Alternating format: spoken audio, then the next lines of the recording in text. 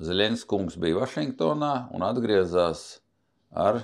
Ne ar ko gandrīz. Gandrīz ne ar ko, jā, jo 60 miljārdu vietā 200 miljonus ir nešaubos. Apmēram tā. Džons Miršaimers, Čikāgas universitātes profesors, un viņš 8. decembra raidījumā arī teica, ka Kijeva principā cieši zaudējums frontē, ka Krievija atgūst attiecīgi tās teritorijas, ko tā zaudēja pretuzbrukuma laikā, kas arī bija nelielas teritorijas, un ka principā Ukraina šo karu zaudē. Ir skaidrs, ka Zeļenskis spiedīs, un viņa komanda spiedīs sākt miera pārunas vai pamiera pārunas. Būsim atklāti, tas ir politiskais nāves spriedums Zeļenskim. Pēc visa tā, kas ir tagad noticis šajos 2 gados, viņam būs ļoti grūti paskaidrot, kāpēc tad viņš nevienojās par šiem te nosacījumiem 22. gada martā un 24. gada, teiksim, pavasarī, ja šie nosacījumi būs, tad kāpēc viņš tagad runā par pamieru mieru, ja viņš to visu varēja bez visiem šiem te drausmīgiem postījumiem un cilvēku upuriem izdarīt pirms 2 gadiem.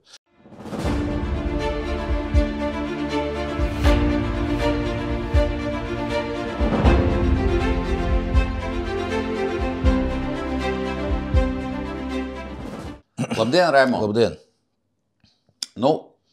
Kārtējā starptautiskā situācija saistīta ar Ukrainu, ar Ukrainas karu un ar rezultātiem, šī kara rezultātiem. Jautājums. Tad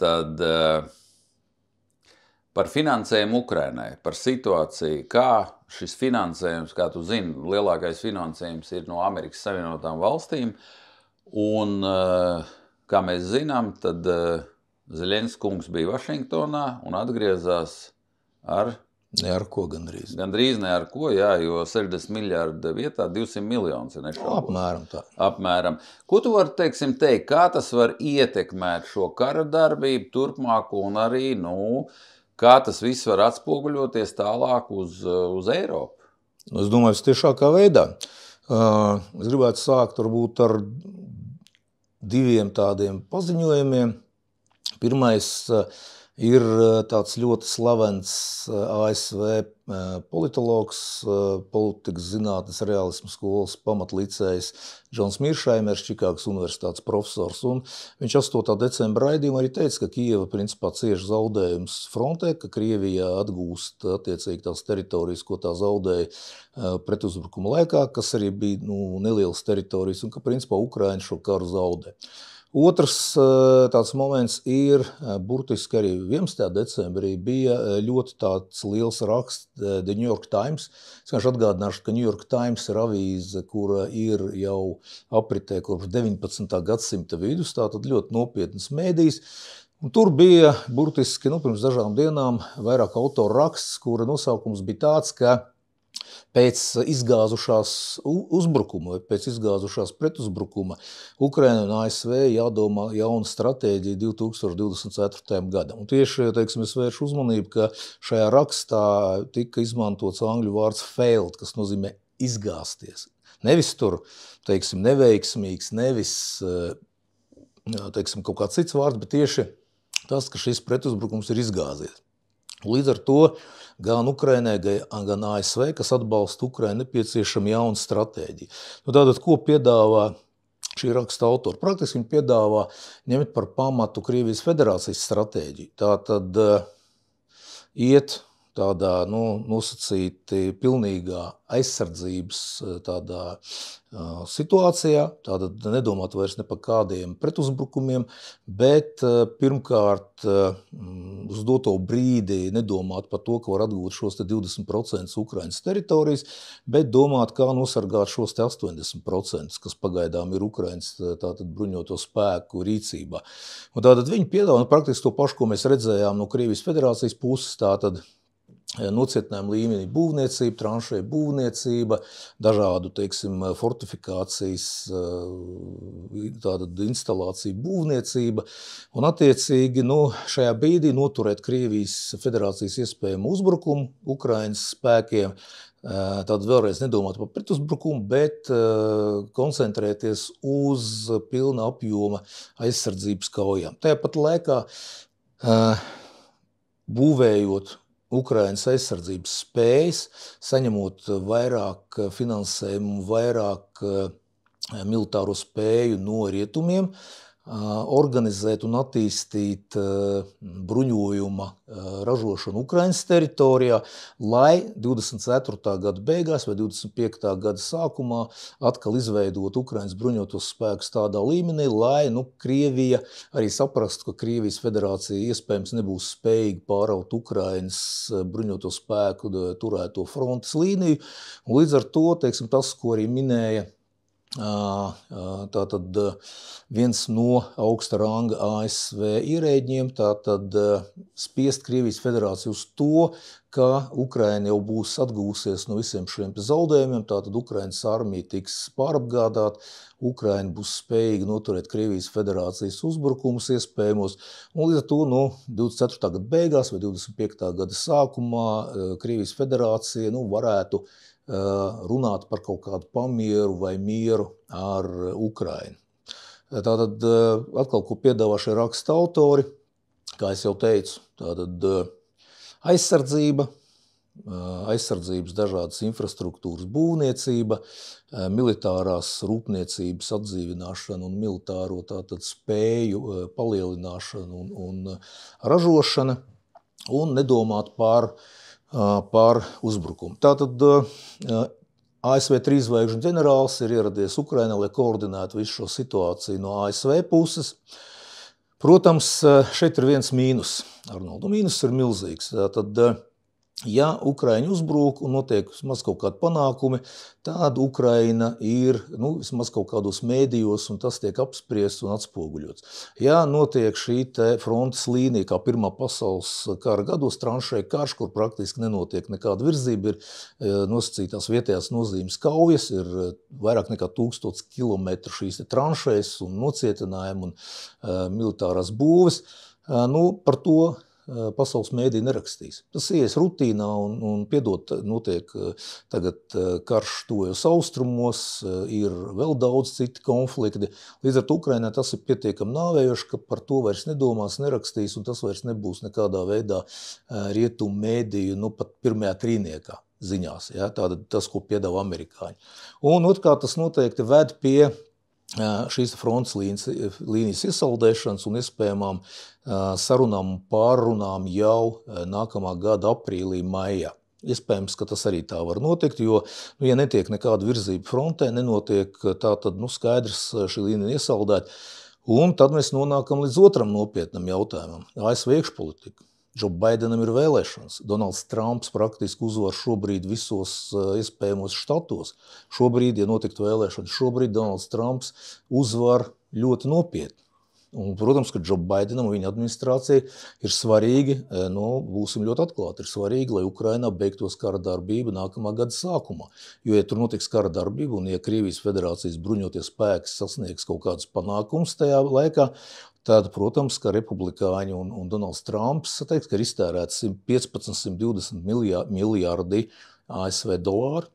Tajā laikā, kad ASV dienvidu robeža nav uzbūvēta, tajā laikā, kad 10 000 nelegālu imigrantu katru dienu šķērso ASV robežu, kāpēc šī nauda tiek nodot Ukrainai. Tātad ir skaidrs, ka Zeļenskis spiedīs un viņa komanda spiedīs sākt mieru pārunas vai pamieru pārunas.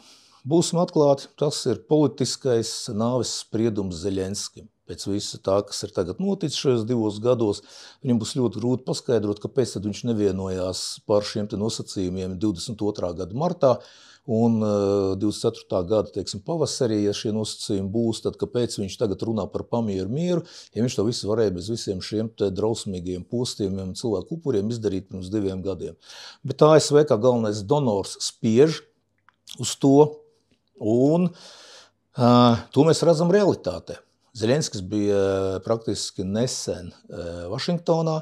Šī te pakotne, kas paredzēja palīdzību Ukrainai, Taivānai un Izraēlai, bija vairāk nekā 100 miljārdi. No šīs pakotnes lielākā daļa, 61, manuprāt, miljārds bija paredzēts Ukrainai. Republikāņi kategoriski atteicās apstiprināt šo te budžetu. Republikāņi un viss kongress attiecīgi dodas brīvdienās, un viņi pie šī jautājuma atgriezīsies tikai janvārī.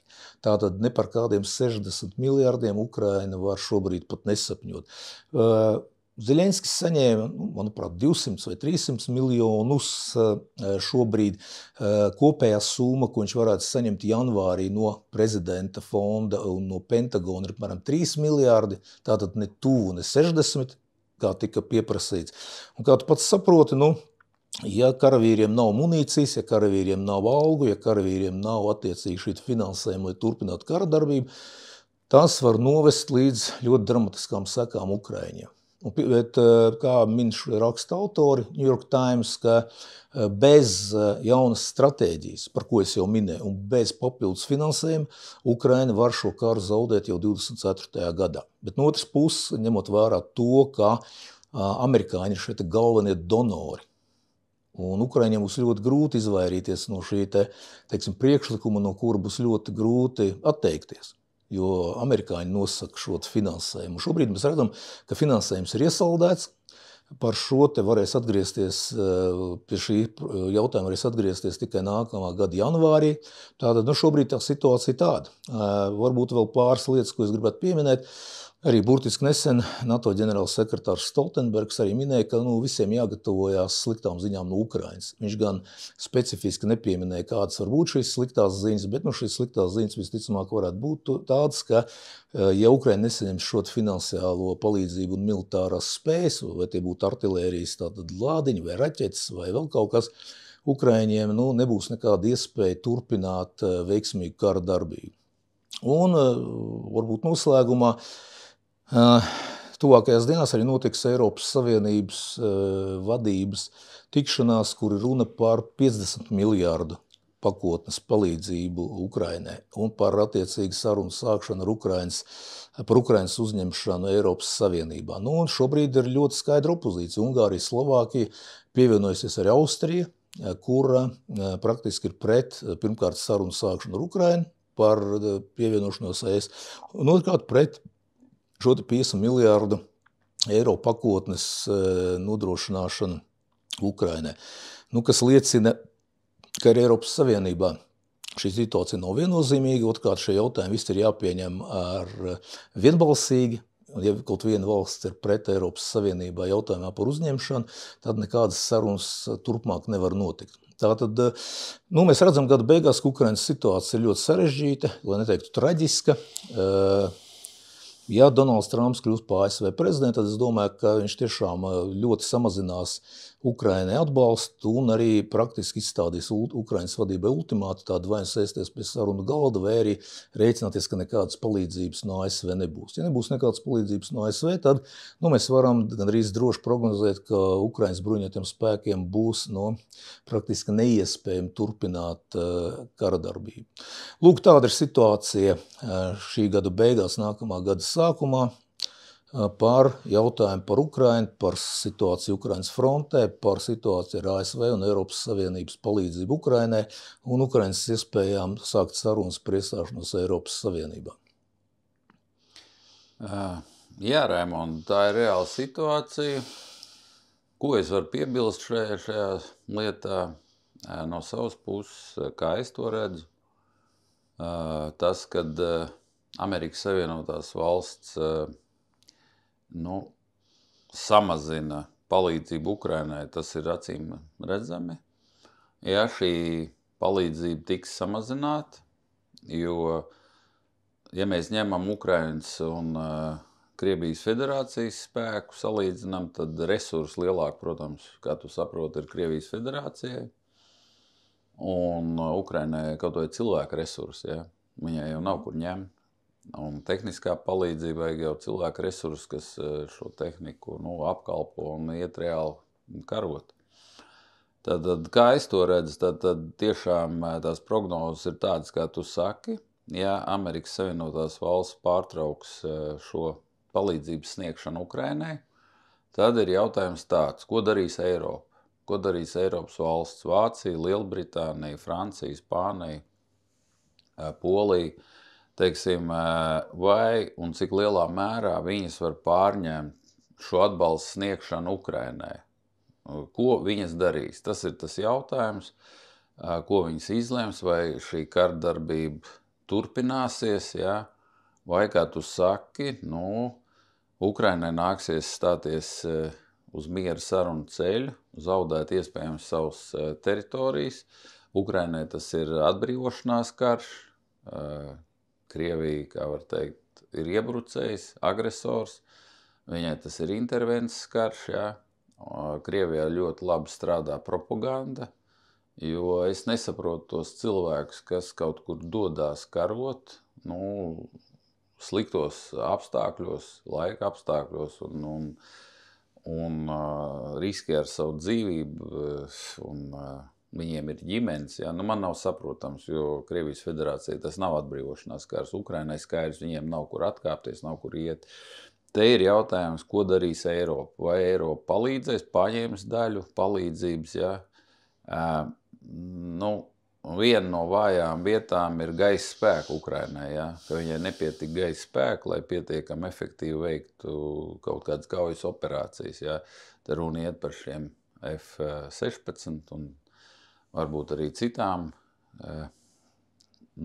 gaisa spēku kaujas vienībām, tehnikas vienībām. Un to droši vien, tā ir lielā politika. Mēs varam tikai spriest, analizēt un domāt kā, bet droši vien ir jau kaut kas nolemts augšējos kuluāros vadošajās valstīs.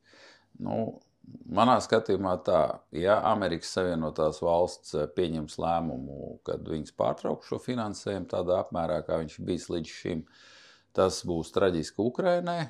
Jautājums, ko darīs Eiropas Savienības valsts, NATO pārējās valsts, vai viņas kaut kādā veidā daļēji šo iztrūkumu kompensēs vai ne, līdz ar to ir atkarīgs tas tālākais kara turpinājums.